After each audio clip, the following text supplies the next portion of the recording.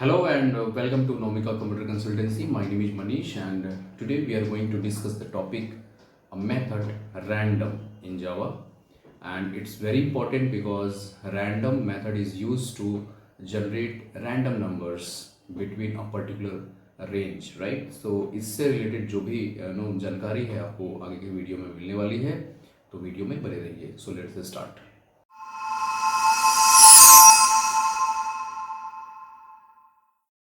Okay student, तो हम लोग अपनी क्लास स्टार्ट करते हैं. The topic is methods of math class और इसमें हम लोग रैंडम मेथड को आज पढ़ने वाले हैं.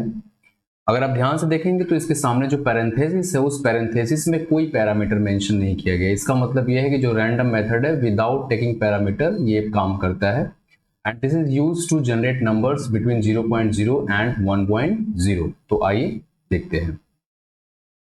इन जावा random is a method which is defined in math class. हम लोग मैथमेटिकल लाइब्रेरी मेथड्स पढ़ रहे हैं, तो मैथ क्लास के अंदर बहुत सारे मैथमेटिकल मेथड्स डिफाइन किए गए हैं. उसमें से एक रैंडम मेथड भी है जो कि मैथ क्लास के अंदर डिफाइन किया गया. और मैथ क्लास एक प्रीबिल्ट क्लास होती है जो कि java.lang पैकेज के अंदर आपको मिलती है, राइट?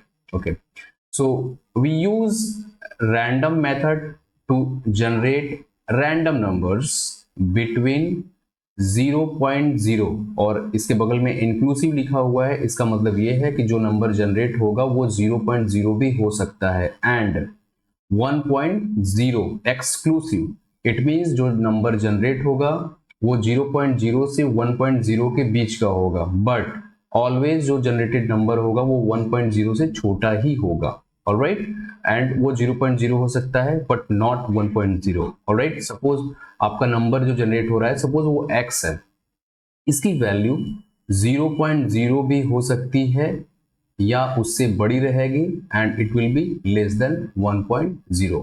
तो ये सारे स्टूडेंट को ध्यान में रखना है. सपोज आपका जो रैंडम नंबर जनरेट हो रहा है अगर वो x से रिप्रेजेंट कर रहे हो तो वो जो x है वो या तो 0.0 हो सकता है या नंबर 0.0 से बड़ा भी हो सकता है and it would be less than 1.0. Next, method header of random method. Method header के बारे में मैंने सभी लोगों को बताया हुआ है कि जो मेथड हेडर होता है वो मेथड की फंक्शनिंग से रिलेटेड आपको इंफॉर्मेशन देता है कि मेथड का नाम क्या है और मेथड कितने पैरामीटर लेगा, किस टाइप का पैरामीटर लेगा और वो डेटा रिटर्न करेगा या नहीं करेगा. अगर रिटर्न डेटा करता है तो उसका डेटा टाइप क्या होगा. तो जो भी मेथड डिफाइन किया गया हुआ होता है उन सभी का एक मेथड हेडर होता है और मेथड हेडर के अकॉर्डिंग ही वो फंक्शन क्या करता है, फंक्शन या मेथड काम करता है. तो ऐसे ही हम रैंडम मेथड के मेथड हेडर को भी ध्यान से देखेंगे. रैंडम मेथड के मेथड हेडर को देख करके आपको पता चल जाएगा कि किस तरीके का ये मेथड किस तरीके का डेटा ये रिटर्न करता है. Okay, so this is the method header of random method. So the first thing which is written here is static. So पहले पोर्शन में स्टैटिक है. what does it mean actually? Static method वो method होता है जो कि किसी object का पार्ट नहीं होता है और वो एक क्लास का मेंबर होता है और डायरेक्टली जब भी हम उस मेथड को यूज करेंगे तो जिस क्लास के अंदर डिफाइन किया गया होता है उस क्लास का हमें नाम मेंशन करके ही उसको कॉल करनी होती है. So here the static shows that random is a static type of method. So we can call it by writing math.random. यहाँ पे math यहाँ पे इसलिए मेंशन किया जा रहा है क्योंकि ये रैंडम मेथड जो है वो मैथ क्लास के अंदर डिफाइन है और यहाँ पे डॉट एक ऑपरेटर है जो कि मेंबरशिप ऑपरेटर कहलाता है. यहाँ पे ये रिप्रेजेंट हो रहा है कि रैंडम जो है वो एक स्टैटिक टाइप का मेथड है जो कि मैथ क्लास के अंदर डिफाइन किया गया और जब भी हम इसे कॉल करते हैं हमेशा डॉट लगा करके इसको कॉल करेंगे. Okay, fine. सेकेंड, यहाँ पे लिखा हुआ है डबल. ये डबल यहाँ पे ये रिप्रेजेंट करता है कि रैंडम को जब आप कॉल करेंगे तो अपना काम करने के बाद जो डेटा रिटर्न होगी वो हमेशा डबल टाइप में ही होगी. So here double is what return type. Always random method will return data in double. Fine. Okay, so always random returns double type data after it's execution. Third है random लिखा हुआ है यहाँ पे.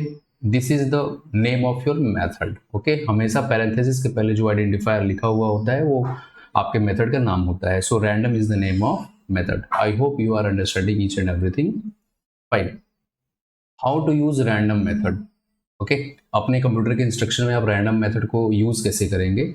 आप सभी को पता है कि रैंडम मेथड जो होता है वो रैंडम नंबर जनरेट करने के लिए यूज होता है, और जो नंबर जनरेट होगी वो 0.0 से ले करके 1.0 के बीच में रहेगी, जहाँ की 0.0 क्या है, इंक्लूसिव है। इंक्लूसिव का मतलब ये है कि नंबर जो जनरेट हो रहा है हो सकता है कि 0.0 भी हो, बट 1.0 नहीं होगा, बिकॉज 1.0 इज एक्सक्लूसिव।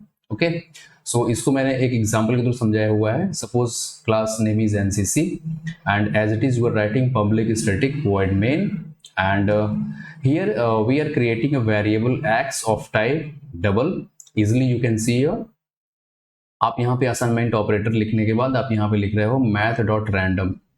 हमने यहाँ पे रैंडम मेथड को कॉल किया है to generate random numbers. Okay, और मैंने आपको बताया कि रैंडम क्या है, कि स्टैटिक टाइप का मेथड है। तो ये मैथ क्लास के अंदर क्योंकि डिफाइन किया गया है, इसलिए मैथ डॉट लिखना यहाँ पे जरूरी है। और इसके बाद आप यहाँ पे अपना नंबर जनरेट करते हो। अब यहाँ पे कोई भी नंबर जनरेट होगी, कहाँ से कहाँ तक, 0.0 से लेकर के 1.0, जहाँ पे कि 0.0 क्या है, इंक्लूसिव है। ओके, मतलब नंबर 0.0 भी हो सकता है, और 1.0 क्या है, एक्सक्लूसिव है। इसका मतलब 1.0 तो कभी नहीं जनरेट होगा, जब भी होगा 1.0 से कम ही होगा वो नंबर। ओके, सो यहाँ पे जो भी नंबर यहाँ पे जनरेट होगी वो किस में असाइन कर दी जाएगी, एक्स के अंदर। और आपको पता है रैंडम हमेशा डबल टाइप का ही डेटा रिटर्न करेगा, इसलिए हमने एक्स को क्या रखा हुआ है, डबल रखा हुआ है। फाइन, इसके बाद नेक्स्ट जो इंस्ट्रक्शन है वो system dot out dot println, और ब्रैकेट में हमने एक्स को मेंशन कर दिया है। यहाँ पे एक्स में जो भी डेटा असाइन हुई है वो डिस्प्ले हो जाएगी on screen. Fine, again what I am doing, again हमने यहाँ पे एक्स को यूज किया हुआ है, और इस बार फिर से हमने मैथ डॉट रैंडम लिखा हुआ है। इसका मतलब कि फिर से आप रैंडम मेथड को कॉल कर रहे हो टू जनरेट नंबर्स, और इस बार एक्स में जो भी कुछ था लास्ट टाइम वो वहां से हट जाएगा, और इस बार जो रैंडम नंबर जनरेट हुई है वो नंबर यहाँ पे असाइन कर दी जाएगी, और फिर से आप यहाँ पे क्या कर रहे हो, उसको डिस्प्ले करो ऑन स्क्रीन। सो इसके बाद आपका प्रोग्राम जो है खत्म होता है। आउटपुट में सपोज जब फर्स्ट टाइम आपने किया तो हो सकता है कि इस बार ये नंबर जनरेट किया, और सेकेंड टाइम जब आपने एक्स को प्रिंट किया तो इस बार ये नंबर जनरेट किया।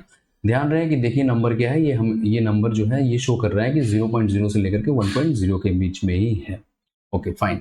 ओके, सो जो भी हम लोगों ने अभी रैंडम मेथड के बारे में जो जाना है उसको हम लोग प्रैक्टिकली क्या करेंगे, इम्प्लीमेंट करेंगे, और इम्प्लीमेंट करके हम लोग इसका आउटपुट देखते हैं। तो सपोज हमने यहाँ पे क्लास का नाम क्या लिया है, NCC public static void main as it is हमने लिखा हुआ है। इसके बाद हम लोग अपना कोड यहाँ से लिखना स्टार्ट करते हैं। एंड सबसे पहले मैं यहाँ पे एक वेरिएबल बना रहा हूँ double x is equal to, और यहाँ से मैं रैंडम मेथड को कॉल करूँगा। Okay, like this. तो यहाँ पे मैथ डॉट रैंडम मैंने लिखा हुआ है, और जैसे ही रैंडम नंबर जो जनरेट होगी वो एक्स के अंदर असाइन कर दी जाएगी। इसके बाद एक्स में जो भी डेटा होगा मैं उसको क्या करूँगा, प्रिंट करूँगा ऑन स्क्रीन। उसके लिए मैं क्या लिखूँगा, system dot out dot print ln, और इसमें मैं एक्स को मेंशन करूँगा। ओके, अब हम देखते हैं कि इसका आउटपुट क्या आता है।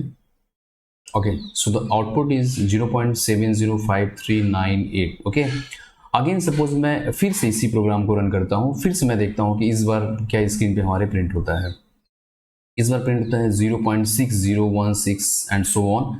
आप यहाँ पे देख रहे हैं कि जब जब मैं इस प्रोग्राम को रन कर रहा हूँ मुझे हर बार डिफरेंट वैल्यू मिल रही है, और जो वैल्यू मुझे मिल रही है वो 0.0 से 1.0 के बीच में ही मिल रही है। ओके, फिर से सपोज मैं इसे रन करके एक बार आपको दिखा दूँ कि इसका फिर से क्या आता है आपको। सो 0.2838, इस बार देखिए नंबर फिर से बदल गया। अगेन मैं सपोज इसको रन करता हूँ सेम प्रोग्राम को, तो इस बार मुझे कोई दूसरा नंबर मिल रहा है। सो आई होप यू अंडरस्टैंडिंग कि किस तरीके से रैंडम मेथड काम करता है। हर बार आपको ये वैल्यू बदल के दे रहा है। ये हो भी सकता है कि 3 बार अगर आप प्रोग्राम रन कराओ तो 3 बार सेम ही वैल्यू दे दे, ये it might be possible, but ये कोई ज़रूरी नहीं है। रैंडम मेथड का काम ही है हमेशा रैंडम नंबर जनरेट करना। So I hope you understanding, thank you very much. So thanks for watching, don't forget to subscribe, like, share and comment.